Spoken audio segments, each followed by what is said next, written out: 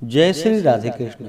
आप सभी का आपके अपने YouTube channel B K Mishra present में बहुत बहुत स्वागत है। आइए आज आप सब सुनेंगे आश्विन मास कृष्ण पक्ष में चौथ माता की कहानी। इस बार चौथ का व्रत जो कि 21 सितंबर 2024 दिन शनिवार को पड़ रहा है। आश्विन मास कृष्ण पक्ष में पड़ने वाली चतुर्थी को इसे विघ्नराज संकष्टी चतुर्थी के नाम से जाना जाता है और इसे संकटा चतुर्थी भी कहते हैं। प्रत्येक माह के कृष्ण पक्ष और शुक्ल पक्ष की चतुर्थी तिथि के दिन भगवान गणेश की प्रसन्नता के लिए इस दिन व्रत को धारण किया जाता है। इस दिन भगवान गणेश साथ में चौथ माता का पूजन किया जाता है और फिर चंद्रोदय होने पर चंद्र देवता को अर्घ्य प्रदान करने के बाद यह व्रत पूर्ण माना जाता है। शुक्ल पक्ष में पड़ने वाली चतुर्थी को विनायक चतुर्थी और कृष्ण पक्ष में पड़ने वाली चतुर्थी को संकष्टी चतुर्थी के नाम से जाना जाता है। यह व्रत जो कि सभी प्रकार के संकटों को दूर करने वाला है तथा सभी प्रकार के शत्रुओं पर विजय प्रदान करने वाला है तथा सभी प्रकार के सुख और समृद्धि की इस व्रत के प्रभाव से प्राप्ति होती है। पूर्व समय में भगवान श्री कृष्ण ने भी स्वयं इस व्रत को धारण किया था। तो आइए जानते हैं आश्विन मास कृष्ण पक्ष संकष्टी चतुर्थी व्रत के शुभ मुहूर्त के बारे में।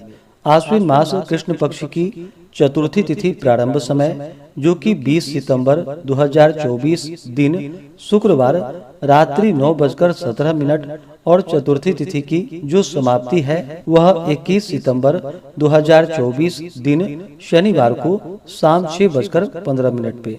तो इस बार 21 सितंबर शनिवार के दिन सभी भक्तजन व्रत को धारण करेंगे। 21 सितंबर को सूर्योदय का जो समय है वह समय सुबह 5:46 और सूर्यास्त शाम 5:55। ब्रह्म मुहूर्त का समय 21 सितंबर को जो कि सुबह 4:34 से सुबह 5:22 तक होगा।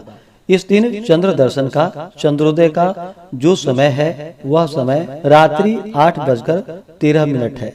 आप चंद्रोदय होने के बाद चंद्र देवता को कच्चे दूध का या जल का अर्घ्य प्रदान करके व्रत को पूर्ण कर सकते हैं। आइए सुनते हैं चौथ माता की कहानी। तो बोलिए प्रेम से चौथ माता की जय, भगवान गणेश की जय, सर्वदेवी देवता की जय। कथा के अनुसार एक नगर में एक बूढ़ी माँ रहती थी। वह अपने बेटे की सलामती के लिए 12 महीनों की चौथ का व्रत करती थी। हर चौथ को पंसारी से थोड़ा सा गुड़ और घी लेकर 4 लड्डू बनाती, एक बेटे को दे देती, एक से पूजा करती, एक हथकार के लिए निकालती और एक चांद उगने पर खुद खा लेती थी। एक बार उसका बेटा ताई से मिलने गया। ताई ने चौथ का व्रत रखा था। ताई से पूछा, माँ तो 12 चौथ करती है। ताई बोली, तेरी माँ तेरी कमाई से तरमाल खाने के लिए 12 चौथ करती है। तू परदेश जाए तो वह एक भी चौथ नहीं करेगी। लड़के को लगा ताई सच कह रही है। घर आकर माँ से कहा कि माँ मैं परदेश जा रहा हूँ, यहाँ तू मेरी कमाई खाने पीने में ही उड़ा देती है। माँ ने समझाकर रोकना चाहा पर बेटा नहीं माना। माँ ने उसे साथ ले जाने के लिए चौथ माता के आंखें दिए और कहा, मुसीबत में ये आंखें तेरी मदद करेंगे। वह आंखें लेकर वहां से रवाना हो गया। घूमते हुए एक नगर में जा पहुंचा। उसने देखा एक बूढ़ी माँ रोती जा रही थी और पुआ बनाते जा रही थी। उससे कारण पूछा तो बूढ़ी माँ ने कहा कि बेटा इस नगर की पहाड़ी पर एक दैत्य रहता है।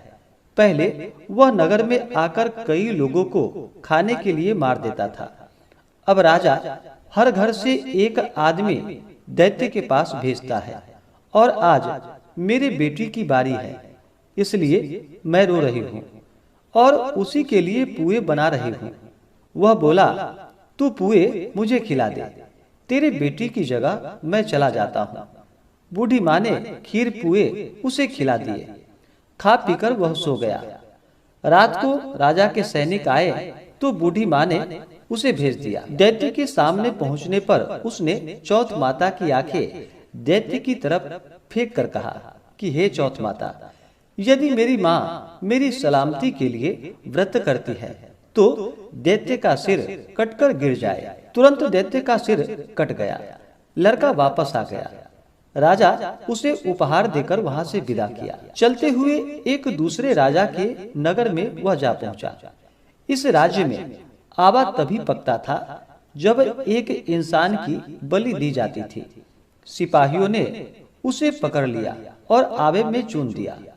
लड़के ने आंखें आवे में डाले और कहा कि हे चौथ माता, यदि मेरी माँ मेरे लिए व्रत करती है तो आवा मेरी बलि के बिना ही झट से पक जाए। आवा तुरंत पक गया। आवे में से मिट्टी की जगह सोने चांदी के बर्तन निकले। अंदर से लड़का बोला, बर्तन धीरे धीरे निकालना, मुझे लग नहीं जाए। राजा ने उसे निकलवाया और पूछा कि इस आवे से तुम कैसे बच गए। लड़के ने बताया कि उसकी माँ चौथ माता का व्रत करती है, व्रत के कारण ही वह बच पाया। राजा को विश्वास नहीं हुआ। उसने एक चांदी की सुराही मंगवाई और कहा कि तू सुराही की नली से निकल कर दिखाओ, तभी मुझे विश्वास होगा।